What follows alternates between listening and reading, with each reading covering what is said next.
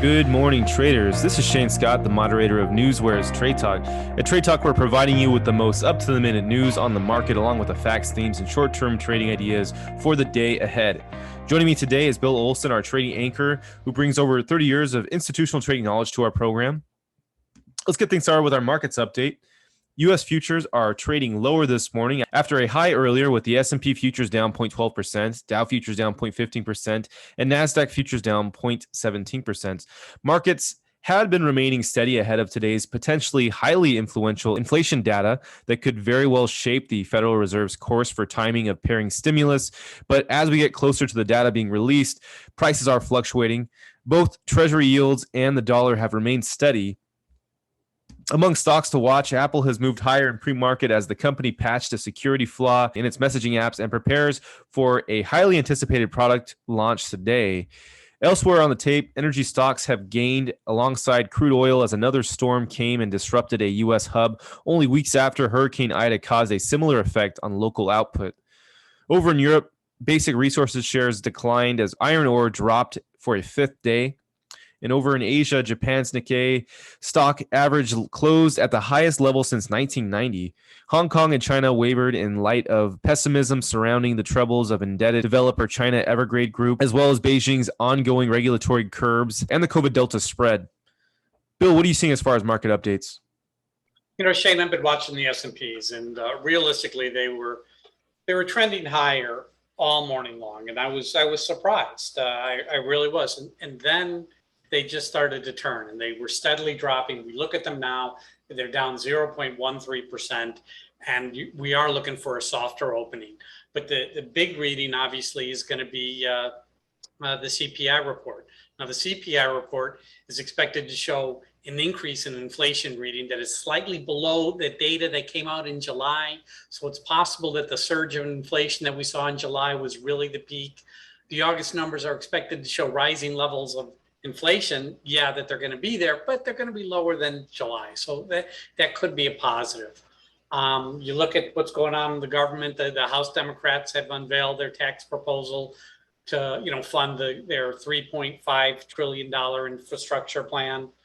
You look at oil prices. Oil is trading a little higher. The IEA, they came out with their report this morning, and it was very similar to what came out from the OPEC Plus report yesterday, but they were not as They did not lean as positively as far as the future demand for oil in 2022 as OPEC did. In Asia overnight, it was essentially mixed. Tokyo markets were up. They were up because they're looking for government stimulus, and they're expecting it. You look over at Hong Kong and China; both those markets were down. One of the biggest property developers, Evergrande, as you mentioned, they're talking about restructuring, and maybe it's a difference in communication, but everybody I know is thinking it's more like bankruptcy, not restructuring, which is pretty bad for which is pretty bad for the Chinese and Hong Kong markets. But I'm still keeping my eye on earnings. That's where my focus is. And we did have a couple of reports that came in last night. Let's talk about earnings to watch. Let's talk about what came in last night. Oracle didn't do as well as we'd hoped, did it? This is what I expected from Oracle, to be honest with you. Oracle beat by 6 cents, and they did it on lower revenue. Guess what? The stock sold off. It's down 2.76% this morning. Oracle never seems to be able to beat and show a gain on the stock price after earnings. It might show initial pop, but it always seems to sell off. So was I surprised that Oracle is down? I've been telling our clients this, for the past week. Don't be long Oracle going into earnings. They never seem to be able to pop once they release earnings. So I'm not surprised by Oracle trading lower, even though they did a 6 cent beat, but it was done on lower revenue. There's a company, Mission Produce, ticker AVO, Apple, Victor, Oscar. These guys missed by 2 cents, and they did it on lower revenue. The stock hasn't opened yet. It's a thinly traded stock, but they were having some issues with the logistical issues in transportation. So the miss there wasn't really too surprising. Well, fill us in on what's upcoming as far as earning announcements. Well, today we got Skillsoft. That's ticker SKIL, Sam, Kilo, India, Larry. The earnings estimate is for 6 cents, and the expected move there is 8.76%. And Fuel Cell, that's ticker FCEL, Frank, Charlie, Edward, Larry. They're expected to lose 5 cents. Now, this one's priced for a 15% move when they release earnings later today. Moving into economic reports, Bill, tell us what we're expecting for reports today. Consumer price, numbers. The CPI, that's going to be coming out at 8:30 a.m. That's the one the street is watching for, and that's going to be a market-moving report when it's released at 8:30 a.m. Eastern Time. At 8:55 a.m., we have the Johnson Red Book on retail sales, minor report, but it's will be watched because we do have the big retail sales report coming out later this week. The Fed, there's no Fed speak going on because of the blackout period. The blackout period is essentially because we have an FOMC meeting next week. So don't expect to hear anything from any of the Fed members today. Moving into our morning's critical insights, starting things off with some acquisition news. Spire Global, ticker SPIR, is set to acquire Exact Earth for $204.2 million. Mesa Labs, ticker MLAB, will acquire Agena Bioscience for $300 million. Veoneer, ticker VNE, has received an acquisition proposal from Qualcomm, ticker QCOM, for $37 per share. Yet as of now, Veoneer is favoring an offer from Magna, ticker MGA. And Gogoro, a Taiwanese startup that specializes in battery swapping technology, is in talks to go public through a merger with Poema Global, that's ticker PPGH. A deal is set to value the combined company at $1 billion or more. Elsewhere on the tape, news on Apple, ticker AAPL. Just like we talked about, Apple is expecting a product showcase today to unveil the new iPhone along with the Apple Watch 7. Analysts expect that the wireless carriers will play an outsized role in the annual show as they try to entice consumers into 5G plans. Analysts are also expecting that the new iPhone, most likely the iPhone 13 as it would be titled, to not look so much different on the outside than the iPhone 12, but to have a much faster Wi-Fi and processor chips, as well as camera enhancements such as portrait mode to blur backgrounds when shooting. But overall, hardware upgrades on the iPhone are expected to be modest, with most focus on 5G. Apple share price is up 0.08% in pre-market. News on Google, ticker GOOG. Alphabet's Google reportedly has been fined more than $176 million by the Korea Fair Trade Commission for blocking customized versions of its Android operating system. The regulator said Google abused its market position in contract terms with device makers such as Samsung that restricted competition. It said the company prevented device makers from installing modified versions of Android developed by rivals of Google. Google said in a statement that it will appeal the fine, saying it ignores the benefits offered by Android's compatibility with other programs and undermines advantages enjoyed by consumers. News on Hyzon Motors, ticker HYZN. Hyzon will be supplying 5 154-ton hydrogen trucks to Arc Energy Corporation, an Australian subsidiary of the world's largest zinc producer, which is called Korea Zinc. Hyzon share price is up 2.13% in pre-market. Looking over at Amazon, ticker AMZN. Amazon is planning to hire over 7,500 new employees across Arizona, on top of the 40,000 corporate and tech jobs recently announced. Additionally, overall, nationwide, Amazon plans to hire 125,000 full and part-time logistics employees. In other news, Kroger, ticker KR, and Instacart have launched Kroger Delivery Now, a new service powered by a virtual convenience store that is fulfilled by the Kroger family of stores and will provide 30-minute deliveries nationwide. Kroger share price is up 0.4% in pre-market. News on Johnson & Johnson, ticker J&J. Johnson & Johnson has shared data from a study on its Ebola vaccine that shows the 2-dose vaccine can be safe and tolerable in children ages 1 to 17 and adults. J&J share price is up 0.14% in pre-market. Here's some news on Lockheed Martin, ticker LMT. Lockheed Martin received a $6.6 billion sustainment contract from the Pentagon for F-35 fighter jets. This comes just after the company had received a $2 billion contract from the Navy. Lockheed Martin's share price is up 0.36% in pre-market. And lastly, for me, one on Relmada, ticker RLMD. Relmada has received an FDA orphan drug designation for its treatment for amyotrophic lateral sclerosis. Relmada's share price is up 2.45% in pre-market. Bill, what are you seeing as far as this morning's news? Well, Shane, I break my news alerts down into specific news alerts. I'm looking for, news alerts that are on events such as earnings. I'm looking for news alerts on, buyback news or any type of catalyst events. I also break it down into sectors, oil and gas, semiconductors, FANG, biotech, you name it. It just allows me to jump quickly as soon as breaking news hits the tape. I see it, I can react. This morning I'm starting off with my FANG alert, and what I'm seeing here is, Apple and Google have really been, pushed back a little bit because of that ruling on Friday with respect to, their dominance in the App Store market.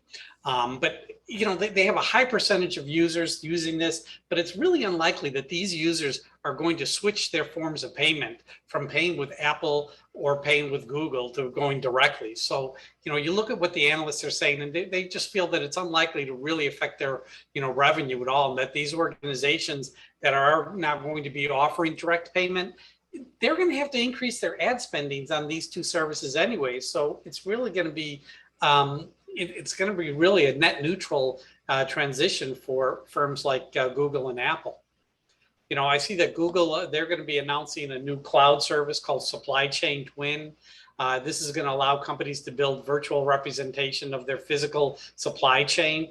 Customers can also use the Supply Chain Pulse to look at the real-time dashboards, with various advanced analytics, and have alerts be issued whenever there's a possible disruption or issues with their supply chain. So that's kind of interesting. And my Dow Jones 30 alert, let's talk about Chevron. Chevron's hosting a conference call today at 10 a.m. And the call is about their 2021 energy transition. This morning, the company just announced that they're tripling their investment plan into the lower carbon business to $10 billion. That's a big news. Walmart, this is interesting.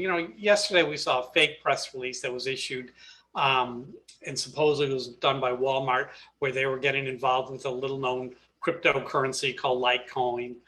These fake press releases have happened before. It only took less than a half hour for everyone to realize this was a fake press release. It's never good for the person behind the scam. It's gone on, many times before. So I don't put much credence into it. You read the headlines. If it sounds too good to be true, typically is. Boeing, I see that Boeing is seeing a $9 trillion opportunity in the aerospace market over the next decade. In terms of the options market, the casino stocks are weak yesterday, and they were weak because of, reports out of Macau that they're going to have government representatives supervise casino operations there. And they're looking to, push, casino operators to increase their local ownership in gaming companies. Let's take a look at Wynn Resorts. That's ticker WYNN, William Yellow Nancy Nancy. The 30-day option implied volatility is at 42. The 52-week range is 34 to 75. You look at Caesars Entertainment, that's ticker CZR, Charlie Zebra Richard. The 30-day option implied volatility is at 49. The 52-week range is 41 to 93. Penn National Gaming, 30-day option implied volatility is 58. The 52-week range is 49 to 99. In terms of guidance news, Herbalife, that's ticker HLF, Harry, Larry, Frank. They cut this year's EPS view to $4.55 to $4.95. Previously, they were at $4.70 to $5.10, with the estimates at $4.99. So they're not going to meet the estimates. They're going in lower. It's not going to be good for Herbalife today. A ticker HLF. You do not want to be long that stock going into today's trading day. In terms of shareholders meeting, Take Two. That's ticker TTWO. Take Two Interactive Software. They're having an annual shareholders meeting today. Starts at 9 a.m. It'll be interesting to see because they have some video games that are deemed to be late for release. So we're going to see how they try and spin that story during their shareholders meeting today. But that's what I have for news events for you today, Shane. Let's talk about our trade talk picks for today. I'm picking Kroger, ticker KR, and this is off of the news of their Kroger Delivery Now service. It's a 30-minute delivery service, which is a pretty cool thing. Might be hard to pull off, but it's a pretty cool idea, and that's going to be positive for news today. So that's my pick. I think I could definitely go up today. What's your pick looking like, Bill? Going with Chevron. That's ticker CVX, Charlie Victor X-ray. Hey, let's look at the facts. Oil has continued to move higher. This morning we had the EIA report, which was similar to what the OPEC report was, that they're cutting back on oil for this year. And, in terms of next year, OPEC is really positive. They're seeing big increases. The EIA didn't see as big of increases, but we do see oil trading higher today. We have hurricanes. Hurricanes are forming in the Gulf. We've got tropical storms. This is negative for the infrastructure, but it's positive for oil prices, and that's going to keep oil prices elevated for now. Also, we have a conference call happening today with Chevron.